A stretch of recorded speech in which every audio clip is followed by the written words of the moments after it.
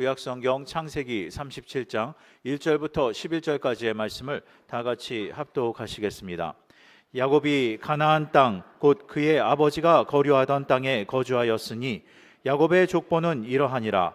요셉이 37세의 손으로서 그의 형들과 함께 양을 칠 때에 그의 아버지의 아내들 빌하와 실바의 아들들과 더불어 함께 있었더니 그가 그들의 잘못을 아버지에게 말하더라. 요셉은 노년에 얻은 아들이므로 이스라엘이 여러 아들들보다 그를 더 사랑하므로 그를 위하여 채색옷을 지었더니 그의 형들이 아버지가 형들보다 그를 더 사랑함을 보고 그를 미워하여 그에게 편안하게 말할 수 없었더라. 요셉이 꿈을 꾸고 자기 형들에게 말하매 그들이 그를 더욱 미워하였더라. 요셉이 그들에게 이르되 청하건대 내가 꾼 꿈을 들으시오. 우리가 밭에서 곡식단을 묶더니 내 단은 일어서고 당신들의 단은 내 단을 둘러서서 절하더이다. 그의 형들이 그에게 이르되 내가 참으로 우리의 왕이 되겠느냐? 참으로 우리를 다스리게 되겠느냐? 하고 그의 꿈과 그의 말로 말미암아 그를 더욱 미워하더니 요셉이 다시 꿈을 꾸고 그의 형들에게 말하여 이르되 내가 또 꿈을 꾼즉 해와 달과 11별이 내게 절하더이다 하니라. 그가 그의 꿈을 아버지와 형들에게 말하매 아버지가 그를 꾸짖고 그에게 이르되 내가 꾼 꿈이 무엇이냐? 나와 내 어머니와 내 형들이 참으로 가서 땅에 엎드려 내게 절하겠느냐?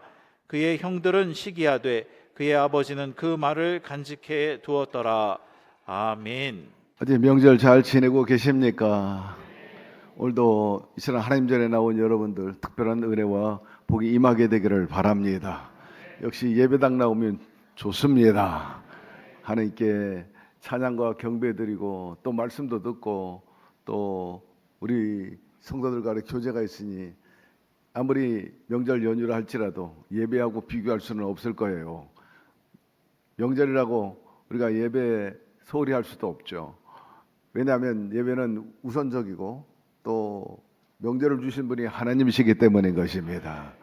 따라서 항상 예배를 소중히 여기고 또 주님 만나는 것을 우선하고 기쁨을 얻는 우리 모두가 되니 참 감사하고 그저 영광 돌릴 뿐인 것입니다. 그래서 예배가 좋습니다. 오늘 명절이라 또 나들이 간 분도 계실 것이고 아직 귀경하지 못한 분도 계시겠지만은 오늘 예배당 나온 여러분들 예배를 즐기게 되기를 바랍니다. 예배를 기뻐하시기를 바랍니다. 예배당 딱 올라오니까 너무나 좋아요. 찬양이 있고 또 오늘 호산나 선거단은 연희 때보다 더 잘하는 것 같아. 은혜가 됐어요. 감사. 할렐루야. 예. 명절 때 자리 안 비워놓고 저렇게 꽉 찬다는 건 하나님께서 은혜를 베풀어 주시고 또 예배의 소중함을 알기 때문인 것입니다. 오늘 이 예배를 통해서 다시 한번 여러분의 신앙과 자세 그리고 고무되고 격려가 되기를 주의 이름으로 축원합니다. 저는 연휴 때 예배 드리고 또 이수인 목사하고 제 딸은 지금 기도원에 안에 들어가 있고 또 형제들도 기도원 갔다 오고 어제는 가족이 모여서 예배 드리고 그리고 오후에는 또 신의 악단이라는 영화를 봤어요. 지난 금요일 날 주의종들이 목사님 가십시다 하는데 제가 그날 오후에 뭐 말씀도 봐야 되고 여러 가지 스케줄도 못 갔는데 이제 뒤늦게 단체로 간 우리 주의종들이 갔다 오고 나서 참 좋다고 그래서 처음에 알지도 못했어요. 무슨 내용인지를 잘 몰랐죠. 근데 가보니까 이수인 목사님 눈물을 뚝뚝뚝 흘리더라고요. 엄청 감동하더라고. 예, 정말 감동스럽고 은혜로운 영화였어요. 그래서 성도 여러분들에게 한 번도 빠짐없이 꼭 이 영화는 보시면 좋겠다. 아니 말씀 전에 웬 영화 홍보하느냐 그럴지 몰라도 그것도 어떤 자세로 보는 영화에 따라 예배가 될 수 있고 아 저렇게 하나님이 역사하는구나 하는 것을 알 수 있어서 말씀 설교 한 편 듣는 것 못지않게 큰 감동이 되었어요. 연휴 가기 전에 기회가 되면 보시고 끝나도 꼭 보시게 되기를 주의 이름으로 축원합니다. 곁에 있는 분에게 얘기하십시오. 역시 예배가 기쁩니다. 한 번 더 합시다. 어디에 있든지 예배당이 행복합니다. 잘 나오셨습니다. 자, 말씀 공부합시다. 창세기 37장 1절에서 봅시다. 야곱이 가나안 땅 곧 그의 아버지 거류한 땅에 거주하였으니라고 말합니다. 외삼촌 라반 집에서 20년 동안 머슴살이 하다가 이제 아버지가 계셨던 가나안 땅으로 돌아옵니다. 20년 동안 늘 잊지 못했던 그 아버지 또 어머니 그리고 고향에 있던 것입니다. 야곱이 돌아온 후에 형을 우여곡절 속에 만나고 같이 얼싸안고 울고 이제 화해하면서 각자의 길을 가게 되는데 에서는 세일 땅으로 갔어요. 가나안을 벗어나가게 되고 여전히 이 야곱은 이 가나안에 머물게 되는데 누구든지 정든 고향이 있습니다. 떠나가 있으면 그 고향 생각하게 되고 또 고향에 여러 가지 추억들이 있고 무엇보다도 부모님 생각이 나고 형제 생각이 나고 친구 생각 나는 게 말이는 것입니다. 저는 고향이 서울이에요. 서울이기 때문에 뭐 마땅한 고향이라고 말하지 않고 그냥 살던 동네 이렇게 말을 하게 되지만 그럼에도 불구하고 간혹 몇 년에 한 번씩 꼭 제가 살던 동네에 가보게 됩니다. 다녔던 초등학교도 가보게 되고 그래요. 이것이 바로 회귀 본능이 아니겠는가. 한마디로 말해서 여전히 그 추억이 살아있기 때문인 것입니다. 가보면 다 변했어요. 우리 최우정 장님도 서울이라고 들었는데, 그런데 지금 완전히 뭐 살던 동네가 뭐 천지개벽이 돼가지고 흔적도 찾기 어렵다. 그런데 저는 아직까지 좀 가보면 남아 있어요. 저 장충동에 살았기 때문에 장충공원이 있고 그 외 주변에 아직도 남아 있어서 그래. 내가 여기서 놀았지 뛰놀던 생각이 납니다만은 또 정작 여러분들이 서울이 아닌 곳에서 태어났을 때는 그 고향을 간혹 생각하게 되고 또 찾아가 보고 싶을 거예요. 그런데 막상 가보면 많이 변하고 특별히 보고 싶은 그 친구들을 좀처럼 만날 수가 없어요. 어쩌다 만날 수 있을런지는 몰라도 하도 이사들을 많이 다니다 보니까는 이제는 어디 사는지도 잘 모르게 된 것을 알 수가 있습니다. 또 예전에 어렸을 때나 고향에서 살 때 먹었던 음식도 생각날 때가 있지 않습니까? 특별히 이제 어머님이 해준 음식 늘 기억하게 되죠. 이 명절 때면 더더욱 생각이 나게 됩니다. 집안의 내력과 또 그 지방의 풍토에 따라 음식이 좀 다르긴 합니다만은 저희 아버님이 이북에서 내려왔기 때문에 이북 음식이에요. 그래서 늘 뭐 빈대떡 아니면 뭐 잡채, 만두 뭐 이런 것들로 이제 늘 명절을 지낸 기억이 납니다만은 그래도 그런 것 차치하고 어머님이 만들었던 떡볶이가 제일 생각이 나고 지금이 아무리 떡볶이가 많아도요 우리 어머니가 해준 떡볶이랑 비교가 안 되는데 우선 단순히 이렇게 비교해 보면 어머니가 해줬을 때는 떡볶이가 100% 쌀이었거든요.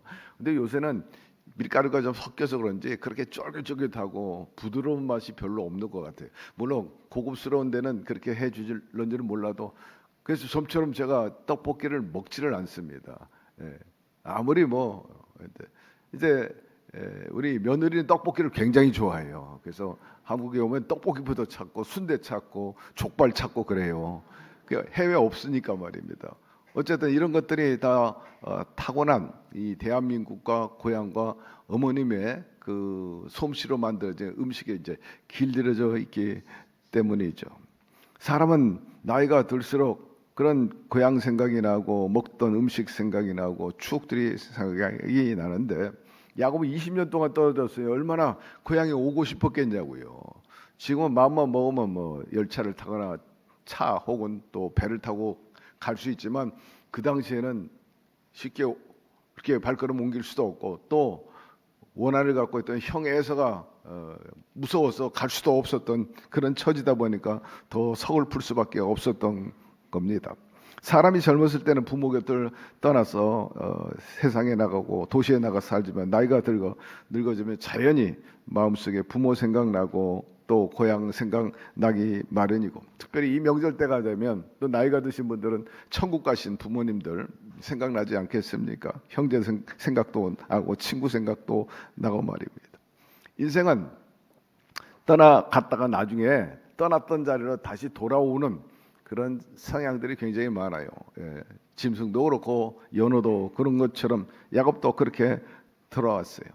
그렇게 오고 싶었던 고향에 왔는데 그렇게 그리웠던 아버지도 안 계시고 어머니 라헬도 이미 소천하시고 참으로 안타까웠던 겁니다. 자, 2절로 넘어갑시다.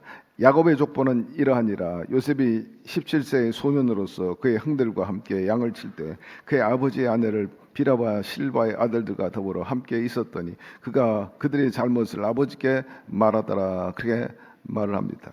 야곱의 계보에 대해서 언급을 하고 있는데 12아들이 있는데 그중에 그 당시에는 이제 막내입니다. 베냐민이 나오기 전이니까 이 야곱의 계보 중에 요셉을 제일 먼저 언급하게 되는 것은 이 요셉이 12아들 중에 아주 탁월한 그리고 이스라엘 역사의 중요한 역할을 감당했기 때문에 우선적으로 나오게 되고 동시에 이제 그 요셉이 형들 가운데서 어떻게 관계를 맺었고 어떤 대우를 받았는가, 그가 어떻게 처신했는가에 대해서 이제 언급되고 있는 것을 알 수가 있어요. 요셉이 제일 먼저 나오게 된 이유 중에 하나는 하나님을 섬기는데 가장 우선적이었다는 거예요. 아주 열심을 다했다는 것입니다. 부모에게 효도하고 생활도 반듯하고 정직했어요. 그래서 항상 참말을 하고 거짓말을 하지 않는 요셉의 그 성품을 볼 수가 있어요. 그래서 신학적으로 이 요셉은 예수 그리스도의 모형이라 이렇게 말을 할 정도입니다. 그 성품이라든지 그 태도 이런 것들이 상당히 그 예수님을 많이 닮았다. 그래서 그림자라 이런 표현도 많이 합니다만은 요셉은 12형제 가운데 아주 인물도 수려하고 어느 행동도 대체로 바른 그런 자녀였던 것입니다. 그런데 요셉이 형들과 함께 간혹 양치는 데 있을 때 형들이 때로는 어긋난 일을 합니다. 또 그럴 때 말을 하죠. 저건 아닌데 나름대로 이제 생각을 하고 집에 와가지고 쪼르륵 아빠 품에 안기면서 형들이 했던 그 말과 행동에 대해서 다 고자질 해버리는 거예요. 다 일러바치는 거죠. 그럴 때마다 형들이 막 분노가 치미는 거예요. 저놈의 자식 말이야.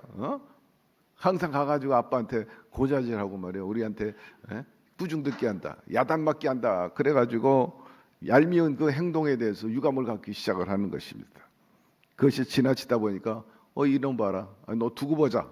너 한번 혼날 거다. 막 이런 생각이 쌓였어요. 여러분, 우리가 자녀를 키우는 데 있어서 지나치게 특정한 자녀를 집어가지고 너 이거 잘못된 거야 하고 모두가 있는 자리에서 공개적인 자리에서 그렇게 꾸중하면은 안 되는 것입니다. 특별히 또 한 자식만 편애하는 것도 이것도 그 형제간의 의를 상하게 하는 거잖아요. 그러니까 자꾸 감정을 북돋게 한 것입니다. 3절로 넘어갑시다. 요셉은 노년에 얻은 아들이므로 이스라엘 여러 아들들보다 그를 더 사랑함으로 그를 위하여 채색 옷을 지었더니 그렇게 말을 합니다. 야곱이 요셉을 특별히 사랑한 것은 그 당시에 이제 막내의 입장이었기 때문에 특별히 나이가 많은 야곱의 입장에서는 요셉을 긍휼히 여긴 거죠. 더 사랑스러운 거예요. 나이가 많은 상태에서 어린 아들이 나왔으니까 그냥 키워서라도 채색 옷을 입혔죠. 뭐 한국으로 말하면 이제 색동옷 같은 거 그런 것을 입었어요. 그런데 야곱이 요셉에게 이렇게 채색 옷을 입힌 것 자체가 요셉에게 별로 이익이 되지를 못했어요. 왜냐하면 다른 형제들은 전부 들판에 가가지고 목 취급을 하는 거예요. 양을 치고 약대를 치고 그러다 보니까는 그 약대들의 오물도 묻을 수도 있고 또 때로는 들판에서 그냥 엎드려 자기도 해야 되니까 옷이 별로 좋지 않아요. 허름하고 또 때도 많이 묻는데 요 막내 요셉은 항상 깔끔해. 아주 스마트하고 말이에요. 아주 심플하거든요. 그러니까 뭐 상대적으로 박탈감을 갖게 되고 또 시기 불편하게 되고 그러다 보니까 형들의 심사가 결코 요셉에 대해서 좋을 리가 없었던 것입니다. 눈에 가시처럼 여기게 되었죠. 4절로 넘어갑시다.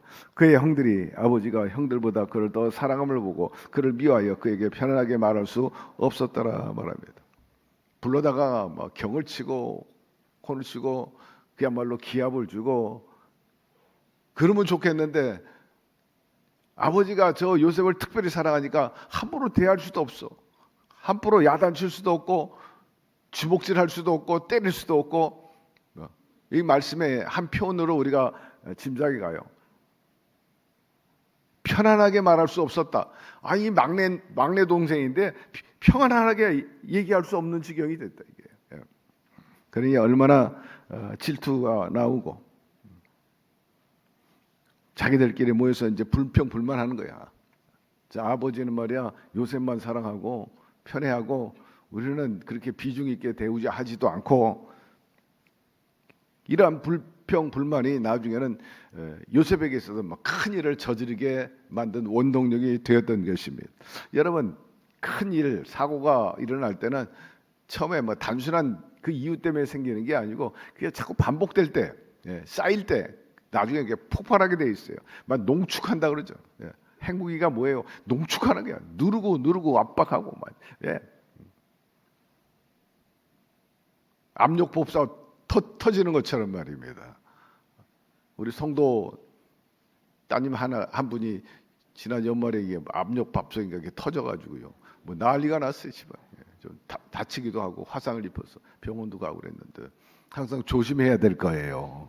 근데 이 압력 밥솥만 조심할 게 아니라 여러분의 심사도 조심하기를 바랍니다.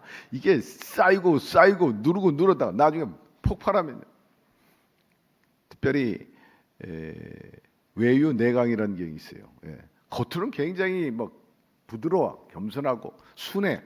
그러나 이런 사람이 한번 폭발하면요 감당 못합니다. 저는 그런 분을 많이 봤어요. 공동체 조직 안에서 아니 저분이 저렇게 저런 깜짝 놀랄 정도로 폭발하니까요. 막말이 나오고 육두문자 나오고 감당 못해. 제가 옛날에 시무사 있을 때 그런 일이 있었습니다만은 바로 이 겸손하고 온유한 사람 건들지 말게 되기를 바라고. 이게 폭발하면 더 무서워. 자, 5절 넘어갑시다. 요셉이 꿈을 꾸고 자기 형들에게 말하며 그들이 그를 더욱 미워하였더라 말씀하고 있어요. 하나님께서는 꿈을 꾸고 자기 형들에게 말하며 이렇게 말합니다. 요셉이 꿈을 꿨어요. 그리고 형들에게 말하게 되는데 하나님께서는 때때로 당신의 역사하심을 이 꿈을 통해서 행하신 것을 알 수가 있습니다. 성경 말씀을 통해서나 기도를 통해서 말씀도 하시지만 하나님께서 꿈을 통해서 당신의 의지를 또 의도를 그리고 말씀을 전하실 때가 있다는 거죠. 성경에 여러 군데 그런 게 나오는데 첫 번째로 솔로몬 하나님께서 꿈에 나타나가지고 내가 너에게 무엇을 해줄 거 그렇게 말합니다. 그때 솔로몬이 저에게 지혜를 주십시오. 그리고 지혜를 주시고 내가 부귀영화를 구하지 않고 지혜를 구했으니 참으로 잘한 것이다. 구하지 않는 이 모든 부귀영화도 주겠다.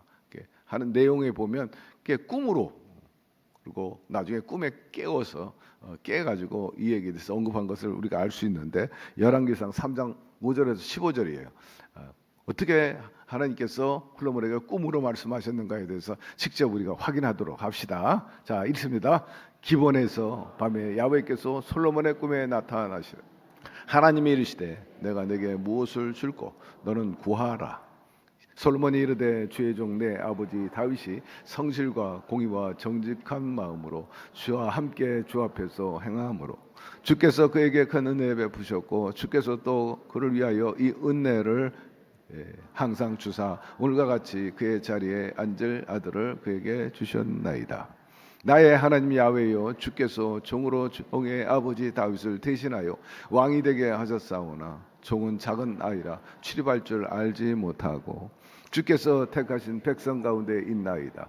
그들은 큰 백성이라 수요가 많아서 셀 수도 없고 기록할 수도 없사오니 누가 주의 이 많은 백성을 재판할 수 있사오리까. 듣는 마음을 종에게 주사 주의 백성을 재판하여 선악을 분별하게 하옵소서.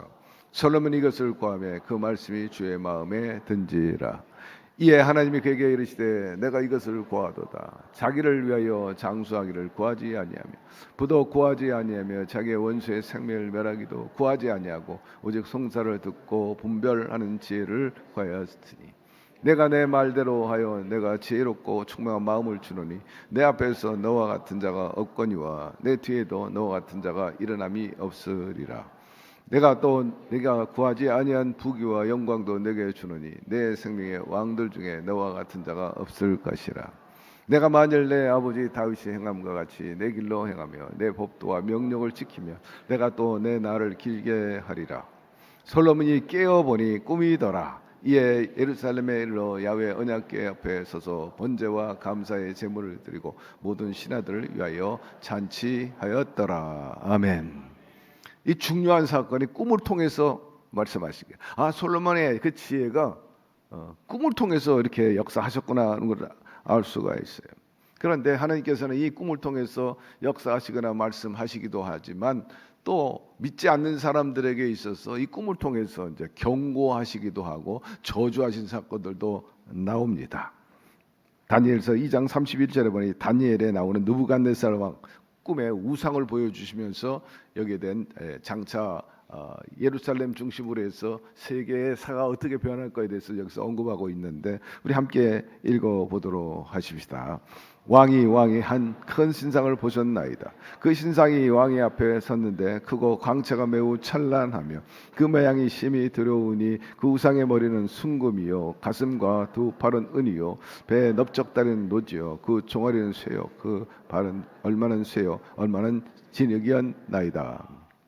또 왕이 보신 적 손대지 아니한 돌이 나와서 신상의 쇠와 진흙의 발을 쳐서 부스러뜨리며 그때 쇠와 진흙과 록과 은과 금이 다 부서져 여러 타작마당에 겨우같이 되어 바람에 불려간 곳이 없었고 우상을 친 들은 태산 이로 온 세계에 가득하였나이다라고 말하고 있어요. 큰 우상이 보여지게 되는데 가슴은 황금이고 또 양쪽 이 배 몸도 있고 배도 있는데 은이요 또 동이요 그리고 다리는 철이요 발가락은 철과 흙으로 되어 있다 이렇게 말하는데 세대주의자들 또 조 목사님 같은 분은 여기에 대해서 이제 각 나라에 대해서 이제 언급을 한 것을 우리가 알 수가 있습니다. 어쨌든 하나님께서는 이 느부갓네살 왕을 통해 가지고 꿈꾸게 하시고 이스라엘 중심으로 해서 세계 역사의 그 변화에 대해서 예언하신 것을 우리가 알 수가 있어요. 또 그 외에도 신약 성경에 보니까 아기 예수님이 그 헤롯에게 이제 핍박을 받을 지경에 있을 때 천사를 통해 가지고 피신시킨 사건도 우리가 성경에서 볼 수가 있습니다. 헤롯이 아기를 찾아 죽이려 하니 빨리 데리고 애굽으로 도망가라 이렇게 알려준 사건이 있습니다. 애굽에서는 헤롯이 죽었으니 이제 고향으로 돌아가라고 또 꿈으로 말씀해 주셔서 고향으로 돌아오는 사건이 있습니다.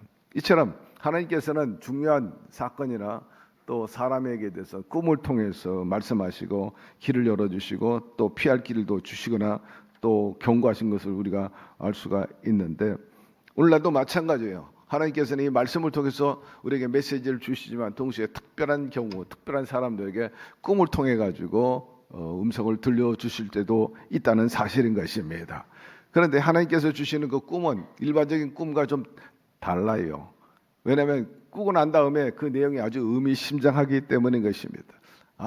하나님께서 내게 향한 메시지가 이것이구나, 뜻이 이거구나 하는 것을 헤아리게 되는 거죠. 여러분 그런 꿈을 꿨다면 한번 엎드려 기도하고 또 상담도 해보게 되기를 바랍니다.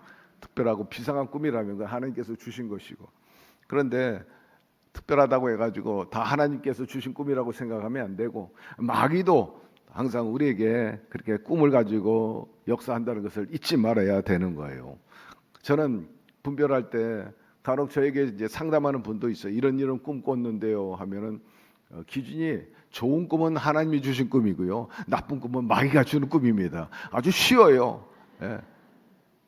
그렇기 때문에 하나님은 우리에게 좋은 꿈을 주시는 분이신 것입니다.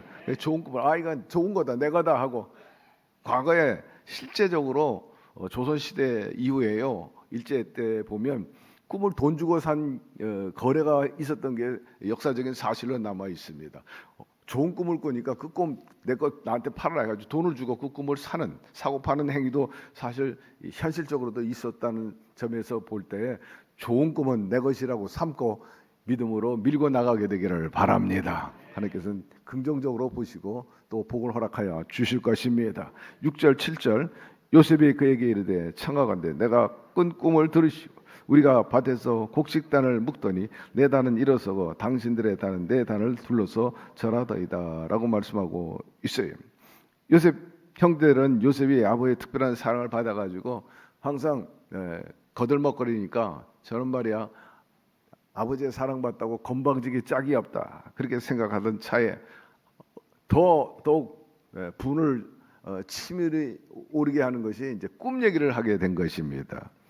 우리가 밭에서 곡식단을 이렇게 묶고 있었는데 내 단은 벌떡 서고 형들의 단은 내게 다 엎드려 절하더이다 이렇게 말합니다.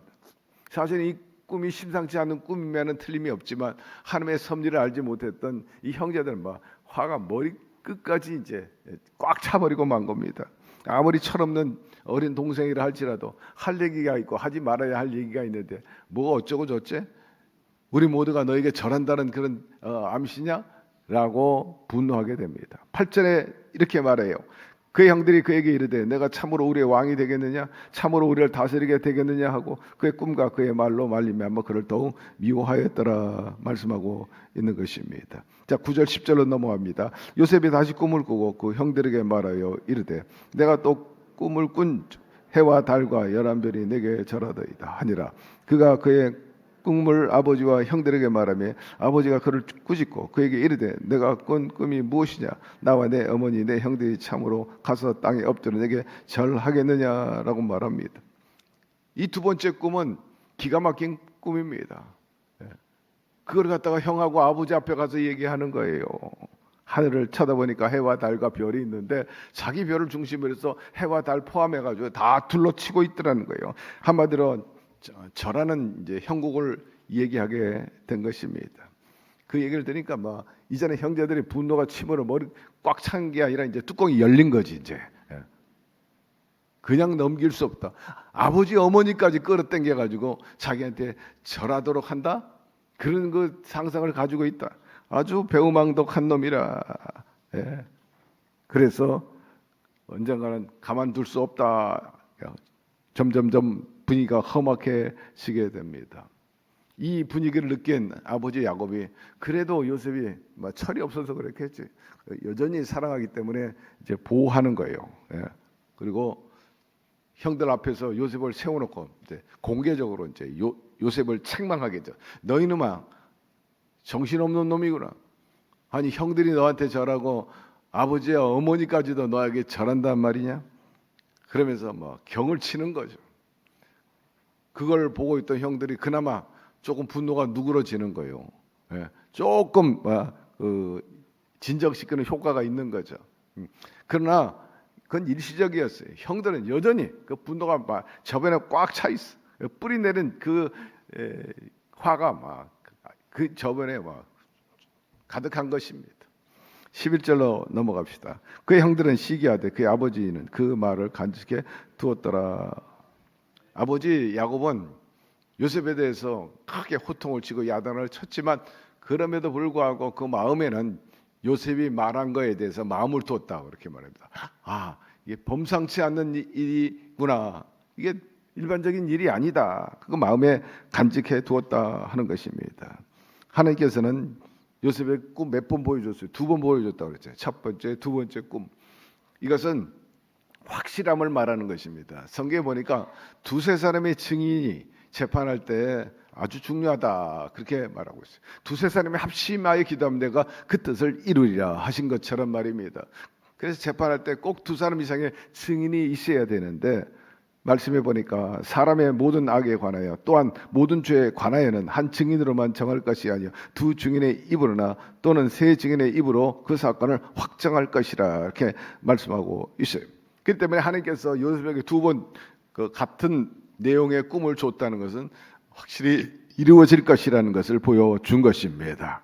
사람은 마음에 꿈이 없고 환상이 없으며 어려운 역경에 부딪히면요 쉽게 넘어질 수밖에 없어요. 그런데 하나님께서는 요셉에게 2번씩이나 그 꿈에 대해서 확신을 주었기 때문에 요셉이 여러 가지 그 꿈을 이루어가는 과정 속에서 시련이 많았잖아요. 팔리게 되고 또 보디발 집에서 종살이 하게 되고 억울하게 감옥 가게 되고 이런 여러 가지 시험과 환난 속에서도 견딜 수 있고 결국 그 꿈을 현실화시키게 되기까지는 이 비전이 있었기 때문입니다. 약속을 믿었기 때문이에요. 꿈을 붙잡고 나갔기 때문인 것입니다. 이것은 요셉에게뿐만 아니라 저와 여러분에게도 마찬가지인 것입니다. 하나님께서 여러분들에게 마음의 소원을 두고 또 비전을 뒀다면 또 확신이 있다면 어떤 시련과 역경, 장애물이 있다 할지라도 굴하지 말고 오직 믿음의 주에 온전케 하신 주님만 바라보고 약속을 붙잡고 매진해 나아가게 되기를 바랍니다. 그리할 때 하나님께서 놀라운 기적을 베풀어 주시는 거예요. 이 시련과 역경이 다가오는 것은 우선 내가 그 복을 그 뜻을 성취받을 수 있는 그런 그릇이 되도록 하나님께서 자아를 깨뜨리기 때문인 것입니다. 아, 나를 깨뜨리기 위하기구나. 내가 아직 좀 더 부서져야 되겠구나. 내가 좀 더 갈림을 당해야 되겠구나. 이렇게 생각하고 나를 좀 더 겸손하게 하고 주님이 쓰시기 좋은 그런 그릇 만들기 위함이라 하는 긍정적인 자세와 희망을 가지고 이겨나가게 되기를 주의 이름으로 축원합니다. 장차 애굽의 총리가 돼서 애굽뿐만 아니라 가족과 그리고 이웃 사람들까지라도 다 구원받게 하는 하나님의 축복의 통로가 되었는데 이렇게 되기까지는 그가 무수한 시련을 겪었기 때문인 것입니다. 그 시련을 어떻게 견뎠냐? 그는 하나님의 반드시 그 꿈에 대한 성취 반드시 이룰 것이라는 확신이 있었기 때문인 것입니다. 말씀 이제 마무리하려고 합니다.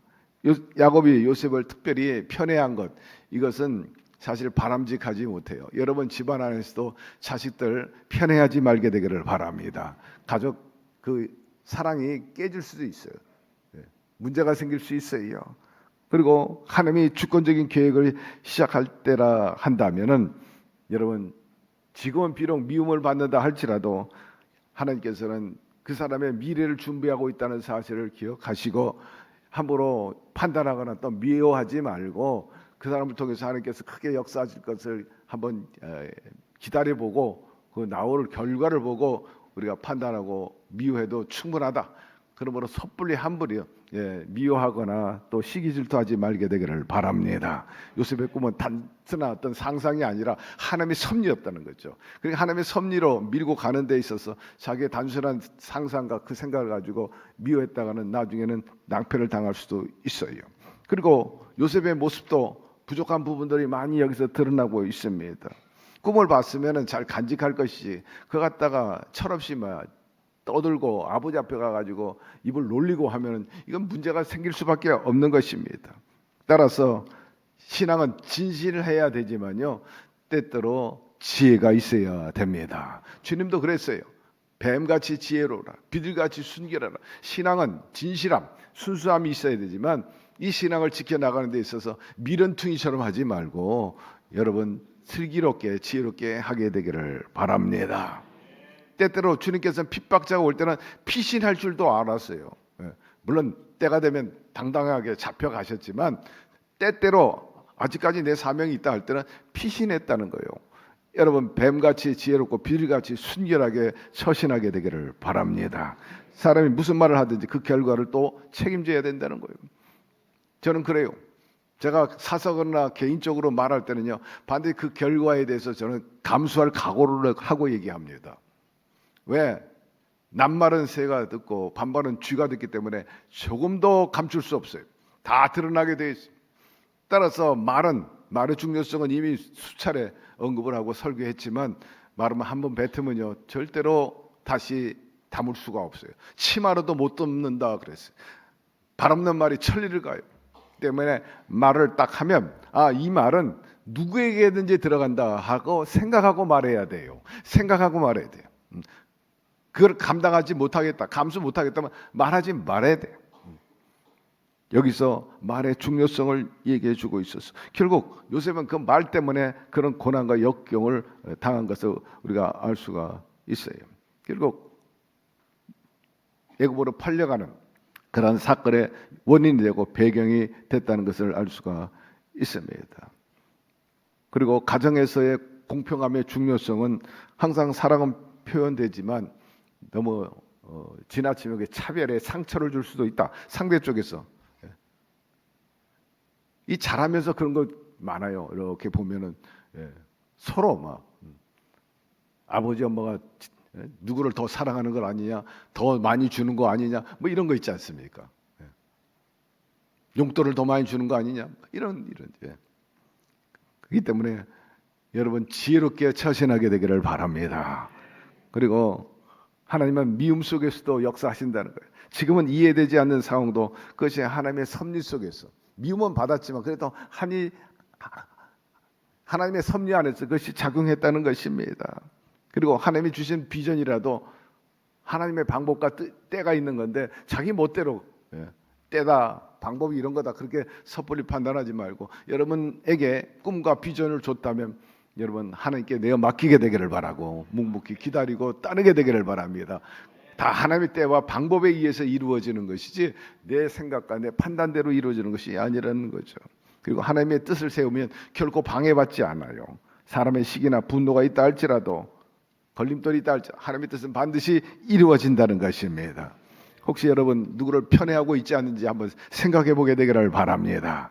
하나님이 주신 꿈을 지혜롭게 지금 준비하고 계시는지 그리고 지금 겪고 있는 어려움 속에서도 하나님의 계획을 신뢰하고 있는지 하나님이 반드시 이루신다는 그런 의심 없는 믿음을 갖고 계신지를 살펴보게 되기를 바라고 오늘 이 말씀에 결론적으로 얻을 수 있는 메시지는 다름이 아니라 사랑하는 자 그 뜻대로 부르심을 입은 자들에게는 모든 것이 합력하여 선을 이루느니라. 하나님 아버지 오늘 말씀을 통해서 다시 한번 깨닫게 하여 주시고 우리의 신앙이 더 다져지고 돈독해지게 하여 주시니 감사드립니다. 아는 것이 힘이라 했습니다. 주시는 말씀을 늘 우리가 축적하고 노하우가 돼서 신앙과 삶을 그리고 주의 뜻을 이뤄나가는 데 있어서의 좋은 자산이 되고 힘이 되게 하여 주시옵소서. 교훈을 마음판에 새기고 한 귀로 듣고 한 귀로 흘리지 말게 도와주시고 우리가 실행하게 도와주시옵소서. 예수님의 이름으로 기도드리옵나이다. 아멘.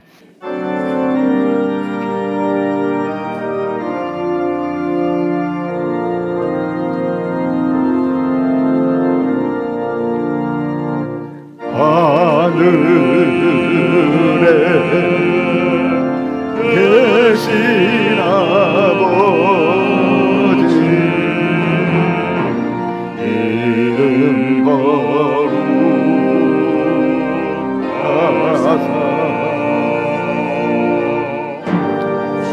주님 나라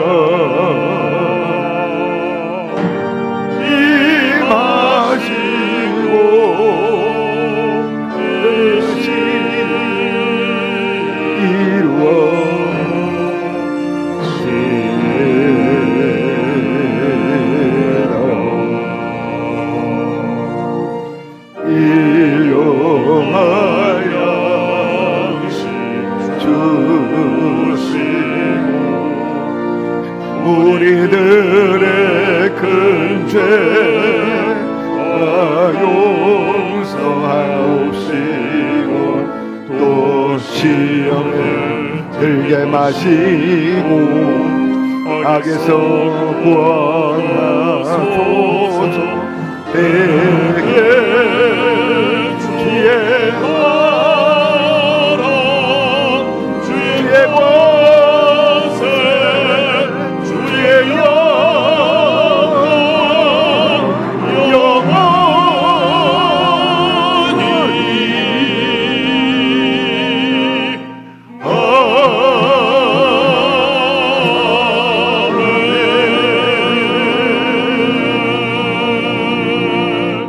지금은 우리 주 예수 그리스도의 무한하신 은혜와 하나님 아버지의 극진하신 사랑하심과 보혜사 성령님 늘 눈동자와 같이 지켜보아여 주시고 주께서 가르친 모든 것 생각나게 하여 주시고 특별히 꿈과 비전을 통해서 우리의 신앙과 삶을 긍정적으로 이끌어 나가서 모든 일에 합력해 선을 이루어지는 역사하심이 오늘 명절을 맞이해서 우선적으로 하나님을 기억하고 하나님 전에 나오는 것이 최대의 기쁨이요 즐거움인 줄 알고 나와 경배하는 우리 사랑하는 성도들 개인 가정 사업 자녀 생활 전체 위에 지금부터 영원토록 함께 계시기를 간절히 축원하옵나이다. 아멘.